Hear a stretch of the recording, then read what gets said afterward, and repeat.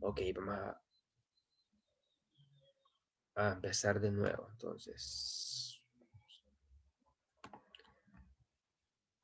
vamos a explicar desde aquí de nuevo. No sé si quieren que explique de nuevo otra vez.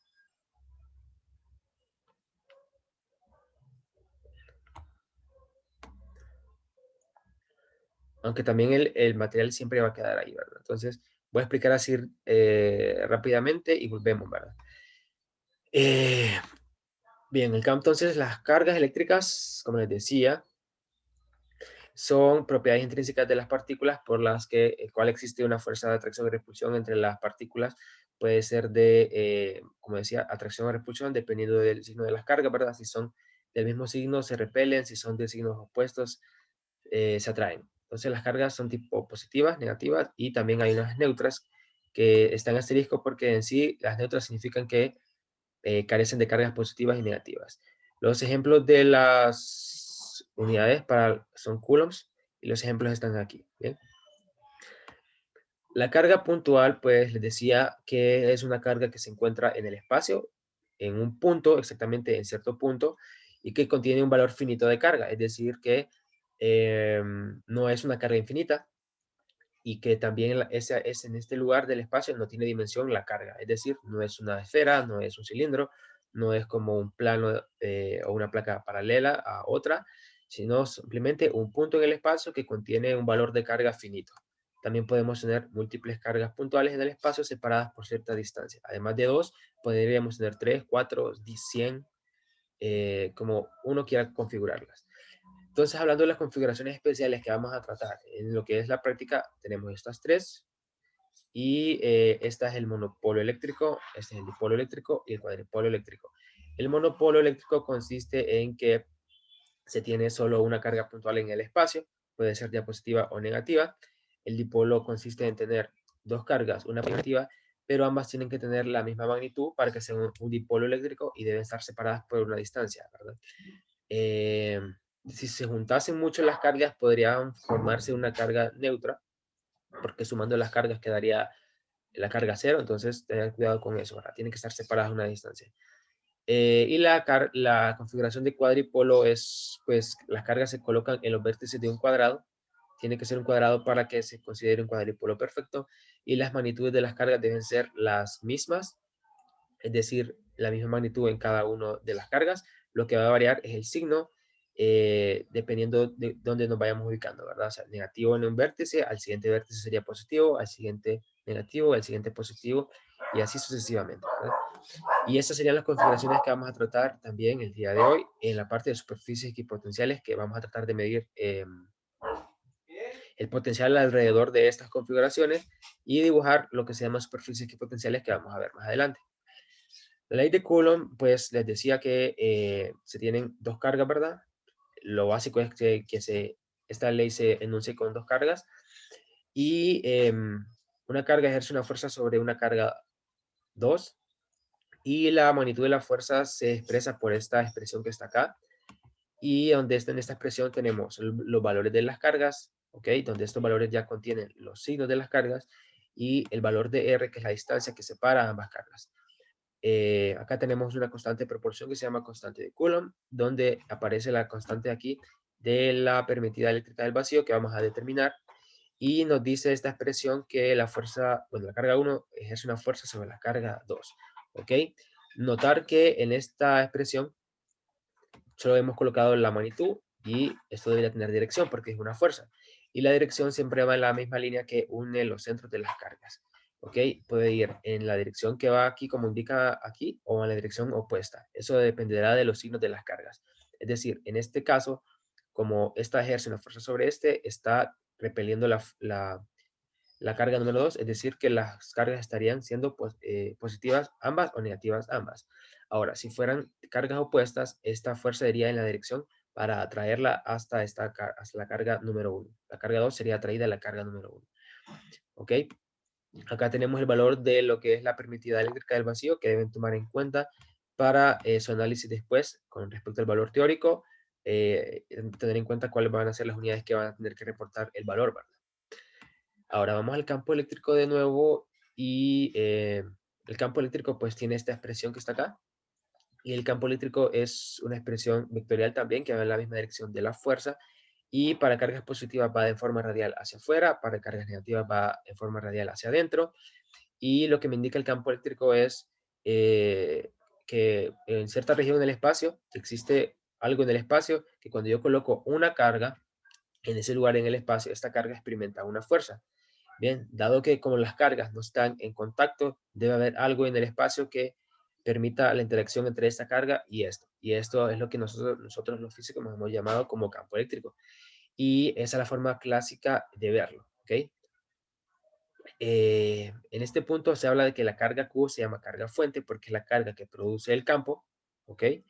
Y R es la distancia en la cual se mide el campo eléctrico. Es decir, yo puedo medir el campo eléctrico a esta distancia R que aparece acá, o otra distancia R más alejada o más corta. Bien, entonces eso es el campo eléctrico. Vamos otra vez a lo que les decía, el potencial.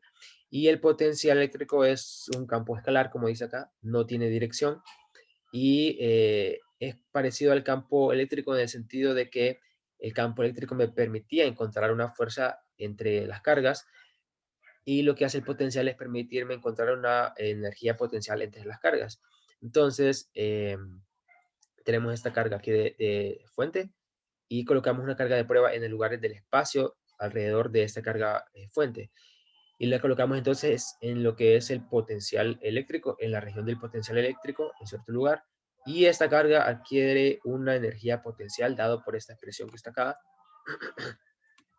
donde este Q sub 0 se le llama carga de prueba y este de acá se le llama potencial eléctrico. El potencial eléctrico tiene esta expresión que está acá, bien, que es similar al del campo eléctrico, solo que ya no va dividido entre R cuadrado, sino que solo entre un R.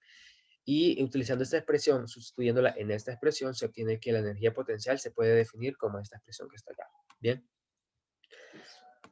Y pues acá resaltaba que la carga Q mayúscula es la carga fuente, Q sub 0 una carga de prueba, y R es la distancia a la cual yo quiero medir el potencial. Entonces, acá les quería resaltar ya que el potencial ¿verdad? Depende de lo que es la distancia R. Si ustedes se fijan, yo puedo medir a diferentes R lo que es el potencial. Lo que no va a cambiar es el valor de la carga fuente, siempre se va a mantener constante, y esto de acá es una constante. Es decir, que yo para un R específico, yo voy a tener el mismo potencial siempre. Entonces, yo mido la distancia de R de aquí a acá y yo puedo dibujar un círculo y este círculo siempre va a tener esta distancia R, ¿verdad? Con respecto a lo que es el centro.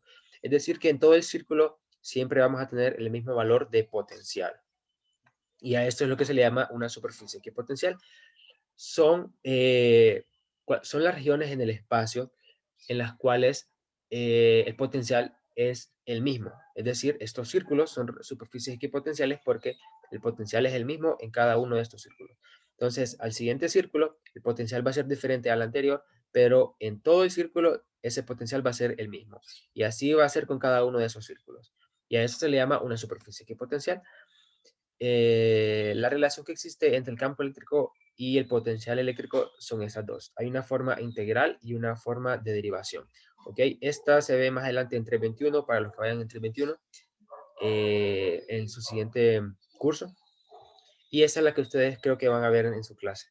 Bien, eso es todo lo que se necesitan para lo que es el marco teórico. Una vez que ustedes conozcan qué tienen cuál es el concepto de todo esto, pueden introducirse aquí a lo que es el enlace para poder realizar lo que es el experimento, ¿ok? Que está explicado acá también. Yo les explico acá las dos partes que se necesitan hacer, ¿bien? Entonces, vamos aquí, vamos a ver esto para entrar aquí. Y ustedes ven el simulador.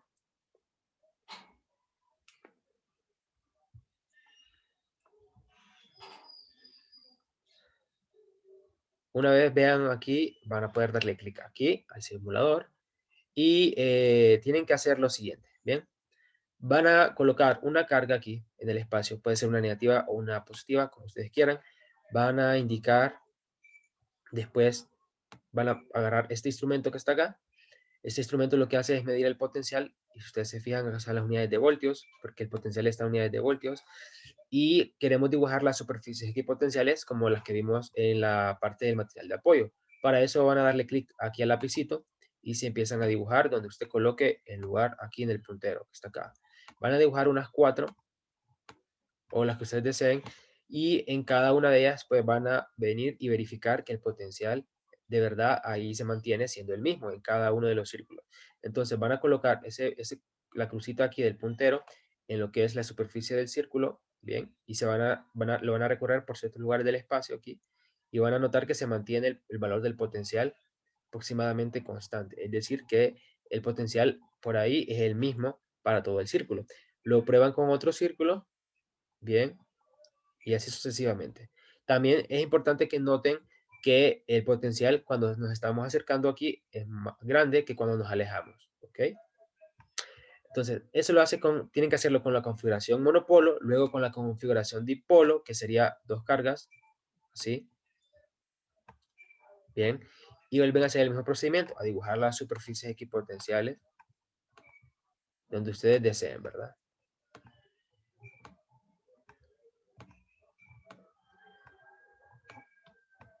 ¿Ok? Así. Y hacen el mismo procedimiento que antes, o sea, vienen y pasan el puntero por la superficie del círculo y notan que la superficie de aquí contiene siempre el mismo valor de potencial, aproximadamente, porque no somos tan precisos en movernos en la superficie del círculo. Bien. Y notar que en la parte de acá los valores son positivos. Si se fijan, son positivos. Y acá son negativos. ¿Ok? Entonces, eso es importante anotar. Y que vean que acá hay un paso de negativos a positivos. Es decir, que acá hay un valor de potencial igual a 0. Entonces, yo les voy a dar 5 puntos extra dentro del informe para el grupo que me presenta acá donde se encuentra el 0 de ese potencial. Bien. Que me ubiquen el 0 con este puntero de aquí, le toman una captura y quien tiene la captura en el informe de eso tiene los 5 puntos extra, ¿ok? Luego deben hacer esto mismo con lo que es el cuadripolo, que es la configuración que se mira acá también. Acá les muestran cómo hacer la configuración del cuadripolo en las imágenes, ¿ok? Y hacen el mismo procedimiento, ¿bien? Luego está el procedimiento número 2, que consiste en que se mide el campo eléctrico y distancias para poder determinar lo que es la permitividad eléctrica del vacío. Para eso van a colocar una carga positiva o una negativa, como ustedes deseen, pero antes van a mostrar lo que es la grilla y que se muestren los valores. Estas dos cosas deben marcarlas.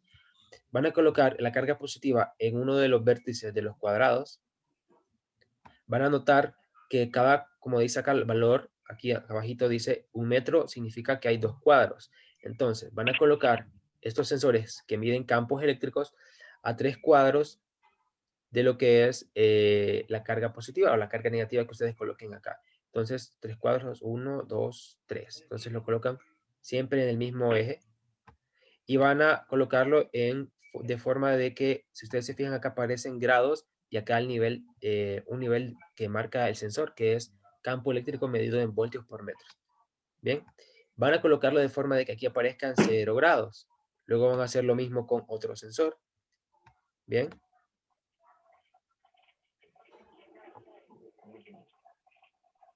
Aquí, con un tercer sensor, con un cuarto sensor y un quinto sensor. Bien.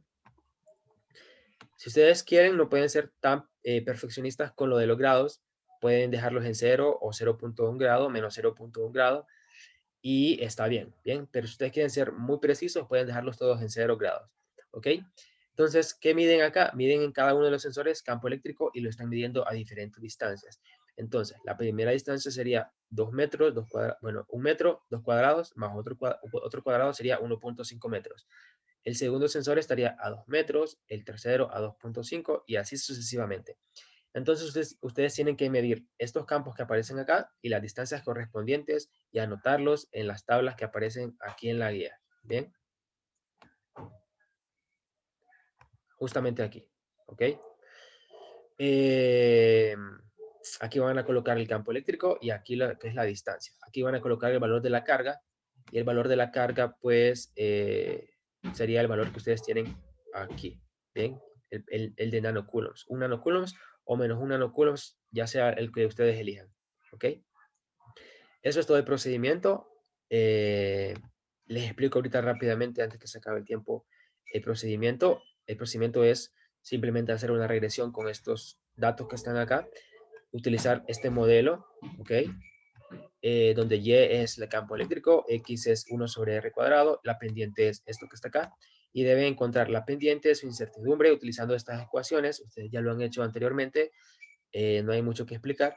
Deben determinar el índice de correlación lineal también, y después determinan la permitida eléctrica del vacío, despejando de esta ecuación. Ya tienen acá la pendiente, porque la calculan arriba, y su incertidumbre también la calculan, ¿ok? Luego llenan esta tabla de datos con los resultados, y por último reportan su resultado de permitida eléctrica del vacío, ¿ok? De esta manera, de forma estándar, con las unidades correctas. Luego deben hacer un gráfico de regresión, como se muestra aquí, y luego hacer un análisis de resultados en los que ustedes van a contestar estas preguntas que están acá. Bien, recuerden que el análisis de resultados responden a las preguntas en forma de párrafo sin colocar las preguntas, ¿verdad? En lo primero se les pide que cómo se comporta el potencial eléctrico en la configuración cuando se alejan de la carga, bien, ya sea una carga positiva o una negativa. ¿Qué le pasa al potencial eléctrico? Luego la segunda es que ustedes deben colocar una configuración de cargas positivas con positiva, como el dipolo, ¿verdad? Solo que ya no va a ser negativa positiva, sino que dos positivas deben dibujar aquí esa configuración positiva, positiva, dibujar las superficies equipotenciales y comparar con su resultado en el procedimiento, ¿ok? En el procedimiento que hicieron antes. Luego en la parte número 3 deben hacer algo similar, solo que con el dipolo le van a agregar muchas cargas puntuales positivas a la carga positiva y muchas cargas negativas cerca de las cargas negativas. Y van a hacer el gráfico de superficies equipotenciales y compararlo con el del dipolo. En las preguntas del campo eléctrico, pues acá lo que se les pregunta es cómo se comporta el campo eléctrico a medida que usted se aleja de lo que es la carga. Para eso ustedes se va a fijar en sus datos acá, cada vez que nos alejamos de la carga, cómo se comporta el campo eléctrico. Y también se va a auxiliar de lo que es la expresión del campo eléctrico también, para contestar estas preguntas. La pregunta número 2 es lo de siempre, encontrar un error de exactitud, ¿ok? Entonces toma el valor teórico que se mira aquí, encuentra el porcentaje de error, y eso le va a determinar si es exacto o no su resultado. Debe ser menor del 5%, ¿verdad? Debe calcular lo que es el error relativo o incertidumbre porcentual, con esto que está acá, y esto me va a indicar si es preciso o no el experimento, ¿ok? El resultado. Luego debe hacer un gráfico de discrepancia con su resultado y el valor teórico, como lo que hicieron en la práctica número 3, ¿ok? Similar.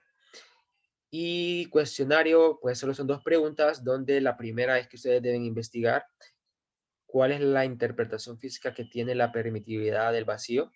Y la segunda es que deben determinar que las superficies equipotenciales de una carga puntual, en este caso para esta carga puntual, son perpendiculares a las líneas de campo eléctrico, ¿ok? Para eso se van a auxiliar en estas consideraciones que están acá y en la sugerencia que aparece acá abajo, ¿bien? Y eso es todo lo que deben realizar en el cuestionario, y luego hacen sus conclusiones, ¿bien? Serían dos por las dos que están en los objetivos, y si ustedes redactan una tercera más, pues redactan una tercera conclusión y colocan referencia, ¿verdad? Porque recuerden que es un informe. Eso sería todo, muchachos. ¿Tienen alguna pregunta?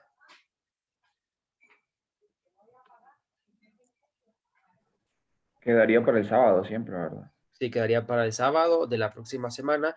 Siempre trabajan en grupos, ¿verdad? Y si tienen alguna pregunta, ya me lo hacen saber por WhatsApp, ¿verdad?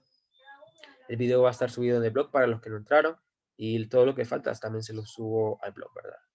Bien, si no hay más preguntas, creo que nos despedimos. Tengan un buen día. Si tienen alguna pregunta, me lo dicen ahorita y entramos otra vez en sesión.